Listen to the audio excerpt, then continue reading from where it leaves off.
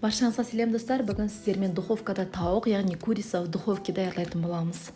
Тауықтың дәмі, тұзы жақсы сіңуі үшін оны бір түнге тұзды суға салып қоюымыз тиіс. Негізінен үйдің тауығын қолданған дұрыс, оның құрамында ешқандай ГМО болмайды. Алдымен тауықты жуып тазалап аламыз. Мен 2 үлкен тауықты даярладым, сол үшін мен порциясын барлығын 2 тауыққа беретін боламын. Алдымен бір ыдысқа тауық сиятындай көлемде су құйып аламыз. Оған 4 ас қасық қызыл бұрышты саламыз. Осымен приправа для шашлыкадан 2 ас қасық салдым. Және үлкен қасықпен толтырып 5 ас қасық тұз қосамыз. Осы судың тұзы, ашылығы, барлығы татып тұруы тиіс. Тауықты бір түнге осы суға салып қойған жағдайда тұзы жақсы сіңуі тиіс. Бір бас сарымсақты майдалап турап судың ішіне саламыз. Сонымен қатар 10-15 шақты лавр жапырағын қолымызбен езіп жіберіп, оны судың ішіне майдалап саламыз.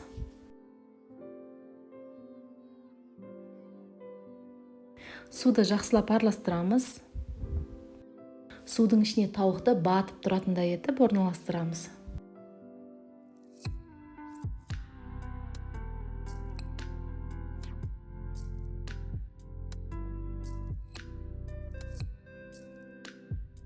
Ыдыстың бетін жауып бір түнге қалдырамыз. Тауық 15 сағат көлемінде тұзды суда тұрды. Енді оны судан шығарып, салфеткамен құрғатып сүртіп аламыз.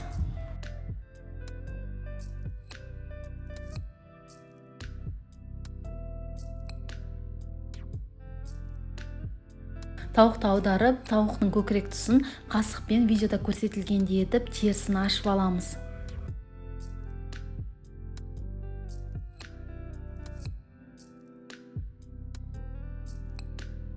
Үйдің сары майын тауықтың терісінің астына салып, грудинкасына, яғни көкірек тұсының барлығына жағып шығамыз.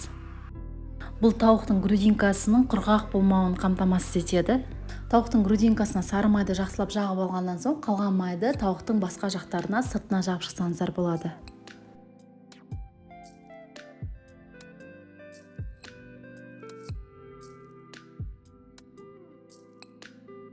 Тауықтың сыртына жағатын маринадын даярлап аламыз.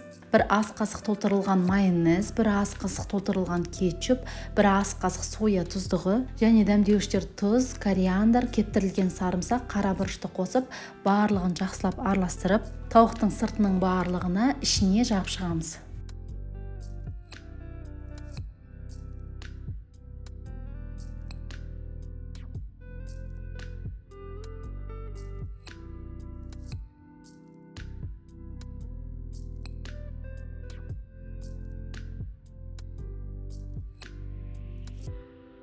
Тауықтың ішіне сарымсақ және лимонды сығып қосса болады. Немесе өзіңіз қалауыңыз бойынша әртүрлі көкөністер салсаңыз болады.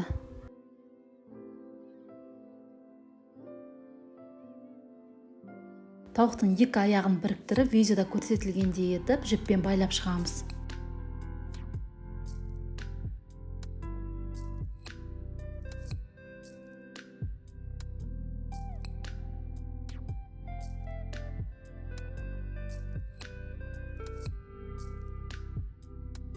Противенің үстіне фольганы төсеп, оның үстіне тауықтарды орналастырамыз. Фольганың үстіне аздаған жарты кесе суды құйып жіберсеңіздер болады, сонда тауық сочный болып піседі. Тауықтың жан-жағына әртүрлі көкөністерді салсаңыздар болады. Мен тауықтың өзін бөлек пісірдім.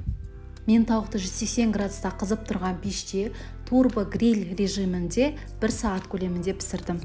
Барлығы сіздің пешіңізге байланысты, шамамен 1-1,5 сағат көлемінде тауық пісіп шығады.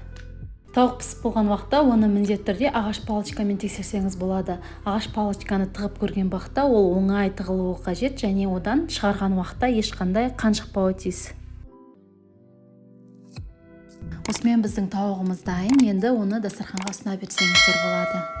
Ал мен өз каналымда сіздермен тек қана ерекше рецепттермен, әртүрлі торттар мен десерттердің мастер-классымен, ерекше тағамдардың құпияларымен, сонымен қатар пайдалы кеңестермен бөлісемін. Сондықтан міндетті түрде менің каналыма тіркеліп, жаңа рецепті жіберіп алмас үшін міндетті түрде қоңырауды басып қойыңыз. Менің каналымның дамуына үлесіңізді қосып жатқан әрбір көрермен сізге алғысым шексіз.